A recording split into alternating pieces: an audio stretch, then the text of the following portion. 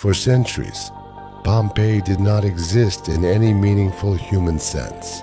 It was not remembered as a living city, nor fully understood as a preserved moment of catastrophe. It simply lay beneath the surface of southern Italy, buried, silent, and untouched, as if time itself had folded over it and sealed it away from the world above. And yet, beneath layers of volcanic ash and hardened pumice, an entire civilization remained frozen exactly as it had been in its final hours. Pompeii was not just destroyed, it was suspended in time. Its streets, its homes, its public squares, and even the smallest objects of daily life were locked beneath the weight of a single volcanic eruption that would transform an entire Roman city into one of the most significant archaeological sites in human history. In the 1st century AD, Pompeii stood as one of the most active and prosperous cities in the Campania region of the Roman Empire, located near the Bay of Naples. It benefited from fertile volcanic soil, a strategic position along trade routes, and constant interaction with other major Roman settlements. Life in Pompeii was shaped by commerce, agriculture, craftsmanship, and social activity, all interwoven into a dense urban environment. The population is estimated to have ranged between 10,000 and 20,000 inhabitants, though exact numbers remain uncertain. What is clear, however, is that Pompeii was not a minor town. It was a thriving urban center where different layers of Roman society lived side by side. Merchants sold goods imported from distant regions of the empire. Bakers produced large quantities of bread in stone ovens that still survive today in remarkable condition. Wine and olive oil production supported both local consumption and export. Textile workshops and small manufacturing spaces lined the streets, contributing to a constantly moving economy.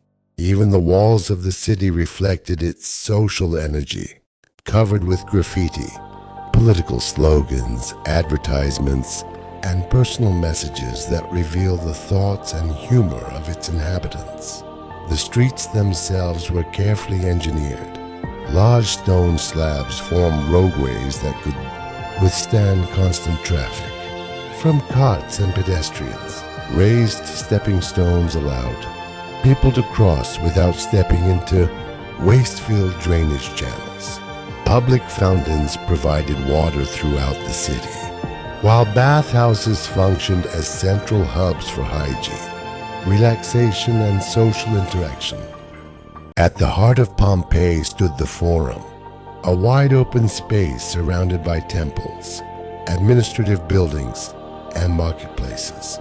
Here, political decisions were made, commercial agreements were negotiated, and religious ceremonies were held. Nearby, the amphitheater hosted gladiatorial games that could draw thousands of spectators, reflecting the cultural values and entertainment traditions of Roman society. To its inhabitants, Pompeii must have felt permanent, stable, predictable, safe. But beneath this sense of permanence lay a silent and powerful force. Mount Vesuvius, today known as one of the most dangerous volcanoes in the world. Vesuvius was, during the Roman period, largely underestimated. For generations, it had shown no major signs of activity. Its slopes were covered in fertile farmland, vineyards, and small settlements.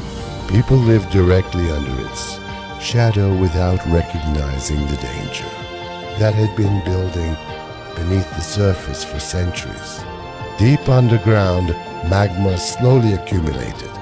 Pressure increased over time as gases became trapped within the Earth's crust. Small earthquakes occasionally shook the region, but these were not uncommon in Roman Italy and were rarely interpreted as warnings of a larger disaster. In fact, Many residents had come to accept these tremors as part of normal life.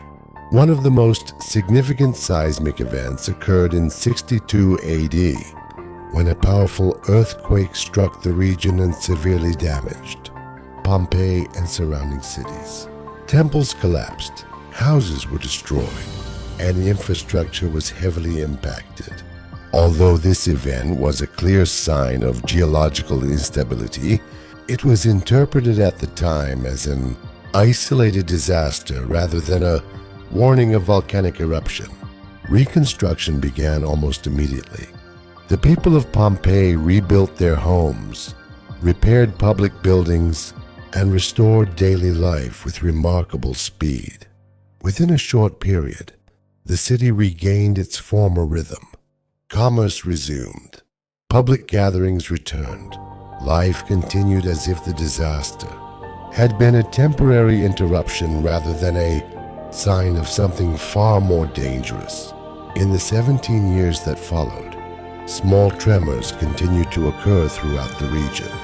These subtle movements of the earth were largely ignored or dismissed.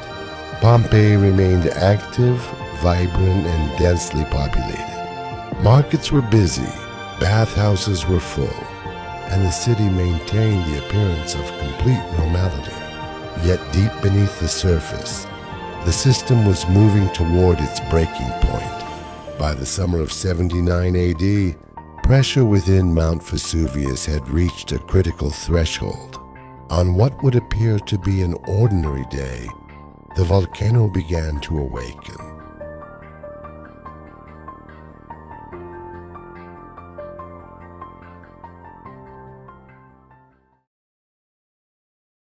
The first sign was subtle, a sudden release of energy beneath the mountain. Then, without warning, the eruption began. A massive column of ash, gas, and volcanic debris shot upward into the sky. It rose with such force that it reached the stratosphere, forming a towering plume visible for miles across the region. Ancient accounts describe it as resembling a pine tree, branching outward at the top as it expanded into the atmosphere. At first, many residents of Pompeii did not understand what they were witnessing. Some observed the phenomenon from a distance. Others continued their daily activities, unaware of the magnitude of what was unfolding above them. But the situation rapidly escalated. Volcanic ash began to fall over the city in increasing density. Small stones known as lapilli rained down from the sky, striking rooftops and streets. As the eruption continued, the accumulation became heavier and more dangerous. Roofs began to collapse under the weight. Streets filled with ash, reducing visibility and making movement increasingly difficult. Breathing became difficult as fine volcanic particles filled the air. The city, once vibrant and open, was slowly transformed into a suffocating environment of darkness and confusion. At this stage, residents were forced into a critical decision: attempt to flee or remain inside their homes for shelter. However, escape was not straightforward. Roads were obscured. Landmarks were hidden. Panic and disorientation spread rapidly. As the eruption intensified, the nature of the volcano changed again. The towering column of ash could no longer sustain itself. It collapsed under its own weight, triggering the formation of pyroclastic flows.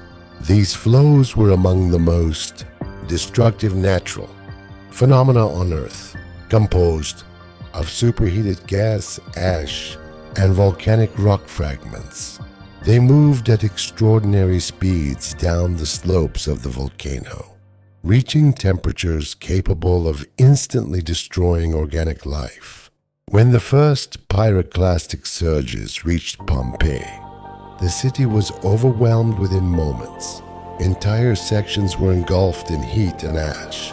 There was no time for escape, no opportunity for resistance, and no distinction between those who had fled and those who remained. Death occurred almost instantaneously. In many cases, individuals were preserved in their final positions, caught in the exact moment the eruption reached them. Some covered their faces, others reached for loved ones. Some appeared to be running, while others collapsed where they stood. Pompeii was buried under meters of volcanic material. In some areas, the depth reached several meters, sealing the city beneath a dense layer of ash and pumice. But this burial did something unexpected. It preserved the city rather than simply destroying it. Over time, organic material decayed, leaving hollow spaces within the hardened ash. When modern archaeologists later discovered these voids, they filled them with plaster, revealing detailed casts of human forms frozen in time. These figures became some of the most haunting and powerful images in archaeological history. For nearly 17 centuries, Pompeii remained hidden until its rediscovery in the 18th century, when excavations began to reveal an entire city preserved beneath the earth. Buildings emerged with walls still standing. Frescoes retained their colors. Everyday objects such as pottery, tools, and furniture were found in astonishing condition. Even more remarkable were the details of daily life preserved in the ruins. Bread left in ovens, writing on walls, electoral campaigns painted in public spaces, graffiti revealing humor, politics, and personal expression. It became clear that Pompeii was not only a frozen disaster, but also a complete record of Roman urban life.